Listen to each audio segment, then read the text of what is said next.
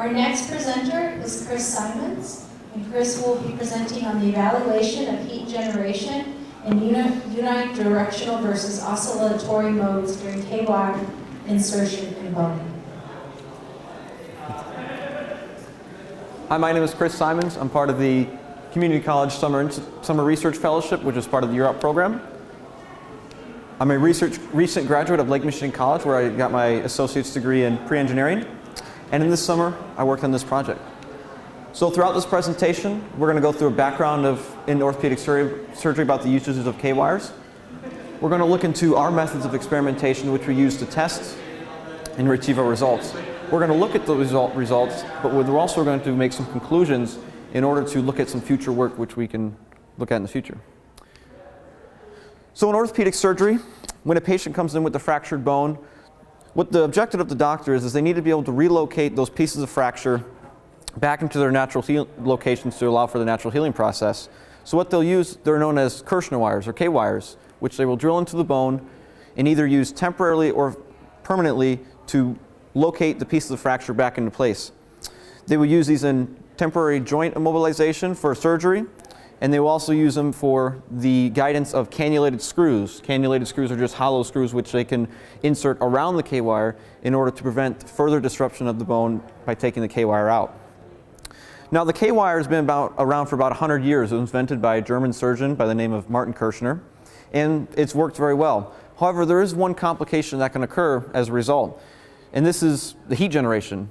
So as with any drilling process, there is heat that's generated at the drilling site. And in severe cases, in drilling in the bone, you can develop what is known as thermal osteonecrosis. Osteonecrosis basically just means it's the death of the bone tissue as a result of this heat generation. So the objective of our research project was we needed to understand quantitatively the science behind this heat generation. We need to understand what's happening, what caused it, and we need to use this data in a controlled environment which we can control our variables in order to eventually create a standardized guide for K-wire insertion in order to prevent that heat generation which can lead to the thermal osteonecrosis. So in standard drilling practices, in a standard setting, which I have some props, they will use just a standard medical drill. This is a Stryker medical drill, which I'm told is very expensive.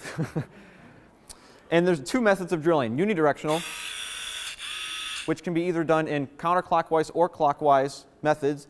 And the thing with unidirectional is it spins at a constant velocity, in this case at around 1400 RPM. And another method of drilling which we were comparing is oscillatory. Oop, I dropped it. This is it changes in peak velocities of about 1300 RPM, and it does this at about 4.5 times a second. And so it's constantly accelerating and decelerating as it goes from peak and peak, positive and negative velocities. So in our experimentation, the first setup we needed to do is we needed to get bone samples. We used bovine or cow femur bones as they replicated the properties of human bone. Now this part of the project was done before I was involved. So they took the femur bones, they had to remove the remaining tissue from the bone, and they had to bandsaw and cut into blocks, which you can see in the next picture, cut into blocks the smaller bone samples. Once I joined the project, I got to help with the milling of the bones. We took a 1 millimeter end mill in a small setup you can see in the third picture, right here. So what we did is we needed to record temperatures, and we also needed to locate pilot holes for our K-wire insertion.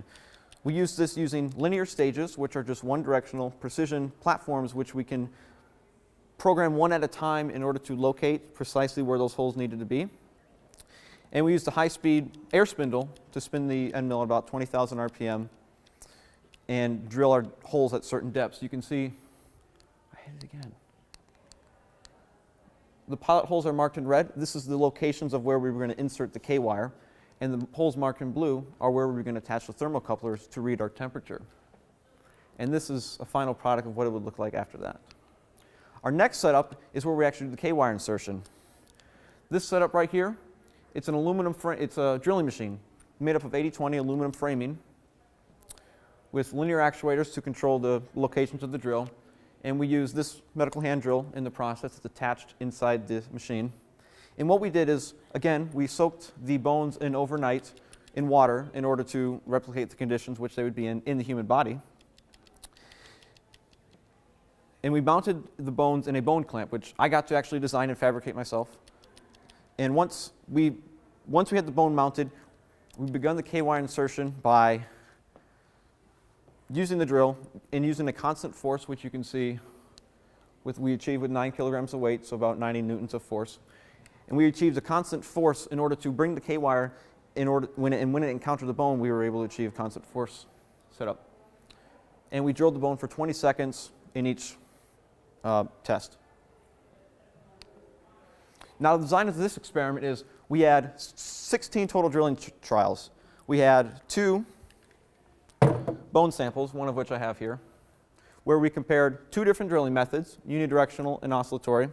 And for each trial, we had for each method, we had 4 different trials, so a total of 16 drilling trials.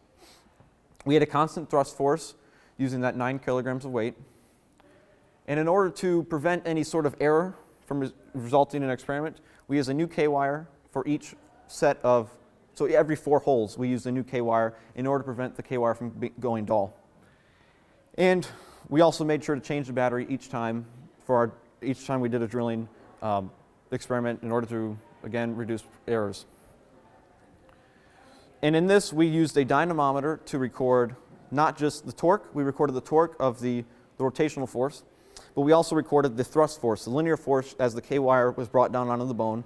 We recorded temperatures from 2 and 3 millimeters away from the bone itself, and we also recorded the spindle speed using an encoder which was mounted on the back side of the drill, which could record the spindle speed of the drill itself. Now what we found is, in terms of temperature, over time, so this represents just an average profile of from 0 to 25 seconds, what our temperatures, as we began the drilling and as it occurred for the 20 seconds, this just shows our temperature profiles. You can see in orange is the oscillatory drilling method. And in both cases, where with the 3 millimeters away, which is marked in the dash, 2 millimeters away is marked in the solid, you can see in both cases the oscillatory achieved lower temperatures over time. About 25% lower at 3 millimeter and nearly 40% lower in 2 millimeter. Peak temperature is where we saw a significant difference. So we took the averages of all our peak temperatures, so using the oscilloscope to record our data, we took all of our peak temperatures that were achieved during the drilling process, and we averaged them out. And as we can see, especially in the 2 millimeter, there was a significant difference in those peak temperatures that occurred, oscillatory being the lesser of the 2. However, in terms of depth, although it did produce lower temperatures, oscillatory was not as effective as compared to unidirectional in terms of drilling depth. So under the same constant force, the oscillatory was only able to achieve, on average, around almost nearly 3 millimeters of drilling depth, while the unidirectional method of bone drilling achieved nearly 4 millimeters of bone depth. And also, in terms of torque, oscillatory also achieved lower peak torque values, which you can see would cause the lower temperature rise. So our conclusions out of this is oscillatory, it does achieve lower bone, in the instance it does achieve lower drilling temperatures at the site. However, a trade-off with this is although it does reduce temperature, it does take longer to drill. So it's less efficient, as under the same force and under the same time, it's not able to drill as deep as unidirectional, which if you think about in terms of efficiency, if you need to drill something longer, it can result in even more temperature rise, as over time, in order to achieve the same depth as unidirectional, oscillatory would need to be drilling with an oscillatory method for longer, which could result in more temperature rise. So with this, since we were able to achieve a constant thrust force setup where we could control our variables in terms of we could change weights, we were able to control our parameters, we can take this information and we can create a standardized guide for methods. So this would be the future work of what we would want to be able to achieve, is to change certain parameters in either forces, types of K-wires we want to use, or other methods of drilling in order to create a standardized guide to reduce that peak temperature. So acknowledgements, UROP, of course, my peer facilitator Kiki, Rai, Michelle, everyone involved. I worked with Chen in mechanical engineering. He was my mentor for the project. And I also worked with Annie, who was the graduate student whose project this was, who I helped with the project, the graduate student I worked with on the project. Oh man, I keep fat fingering it. I worked in the SAMU Manufacturing Research Center, and I also helped, there was a couple other projects that I helped on as well, so there were other students who helped me with my project and students I helped on with their project.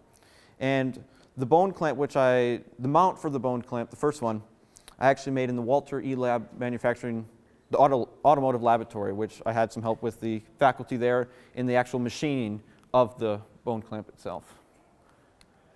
Thank you. Any questions?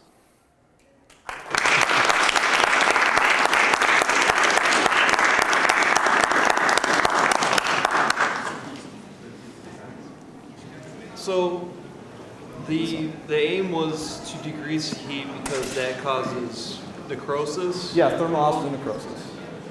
So I guess which is worse, a higher temperature or longer exposure to heat? That's kind of the dilemma, as with the oscillatory, although in the same time frame, it would cause lower temperatures. Over time, well, how can I describe this? You would need longer, you would need more time to drill at the same depth as unidirectional. So there's definitely a dilemma there, because both would result in higher temperature increases. So over time, having to drill for longer would result in more temperature increases. I would say the actual unidirectional, the reason it does, at least I think the reason it does create more temperature increases is because it's a constant force it's constantly drilling. It's constantly applying that force to the bone, is where the oscillatory is accelerating and decelerating, so it's allowing for a little bit of heat dissipation. But I would say the drilling definitely results in most of that heat generation. So when you practice this with the wire, that wire is what's going to actually stay behind in the real Yes. application. You're not going to drill a hole and then enter in a wire. So in certain cases, so if you were to fracture the proximal phalange, which is this finger right here, they will use the K-wire to fixate the bones fixate the bones, and they will cut open the finger for surgery, and they will insert a metal plate, but they will remove the K-wire after that. In other cases, which I've seen pictures and videos on, they will actually drill the K-wire and cut it off at the end and wrap the hand in a bandage. So I've seen usages where they've both temporarily used K-wires and then also left them in the bone for the bone to heal it. Yeah. Yes. You guys are using this and you have a mount, you have constant pressure, and all that is controlled. If you're trying to make this as a guide for physicians, is there something that is looked at in the future of also making that manual, or are you hoping that physicians can get the correct pressure to help with all of this goodness? Are you saying? Because usually when you have the physicians, Yes. you have different pressure and all that when they're applying it on the bone. Are these the same type of principles that could work with them doing it by hand instead of using a drill press? Yeah, so this was just, the machine was just for getting a constant force. So they have done previous tests where they've tested the repetitive use of K-wires, and they used 10 orthopedic surgeons to do that. Now in that setup, however, they weren't able to achieve, they had different people, 10 orthopedic surgeons of different skill levels and practices, so they weren't able to achieve a constant force setup. Our goal was to, in order to create a guide, we needed to be able to pick certain variables we want to change in order to come up with the best variables. Does that make sense? Yes. So, yeah, that's just a setup we use to achieve a constant force for the drilling. Yep. I actually had the same question of both these guys. And what I was thinking is this could be a really useful piece of information to have, because as we are transitioning in surgery to more robotic applications, which I'm sure engineers are very interested in as well, that is something that could be manipulated much more precisely. Because if you find that the force affects the degeneration or drilling duration or whatever, then that's something with, what's it called? The one at Lakeland is called Da Vinci. Da Vinci, That's yeah. something Da Vinci could do, even though a surgeon couldn't, right? So So, Yes. Did you try different tip cutting edges, angles, and things like So- that on the wire? You probably even mentioned it, and I missed it. There are different tip geometries which are used with K-wires. Yeah, they vary in diameter, lengths. In our setup, we only use the one type of K-wire. We use just a standard, it's a beveled tip, which it's like the trocar tip right here, where it's symmetrical, and it's a beveled sharpened tip, and it's about 1.6 millimeters in diameter. So yeah, there are different types. We in our setup at least, which we. Where do the chips go as you drill into a bone? You have to obliterate them? Yes, that's the question I have as well is, it's a straight pin, it's a smooth design. And the reason it's a smooth design is because it not only serves as a drill, but also serves as a pin to locate those pieces of fracture back in place. Now with that, since it is smooth, there's no room for chip evacuation. So that's sort of the question I have as well is, what occurs with those bone chips when you drill? And also with the heat dissipation as well, there's no room for heat to dissipate out of there. Yeah.